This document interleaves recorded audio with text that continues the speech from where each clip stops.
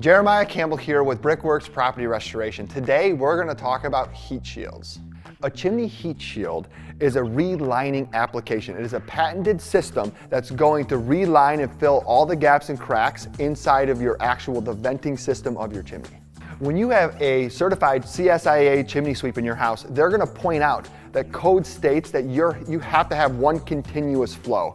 It's like taking a straw at dinner and cutting little slits in it. It renders it almost completely useless. The same way your fireplace is operating, causing zero draft and zero flow. A chimney heat shield is the most cost-effective way to actually make your chimney safer to burn in. Before heat shield, which costs anywhere from $5,000 to $8,000 to properly install by a factory certified technician, we used to have to completely demo and remove the entire face of the chimney and completely rebuild it to seal these areas off.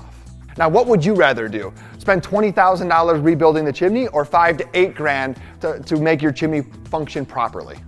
What would you rather do? Fortify your chimney now or spend over $20,000 rebuilding your chimney later?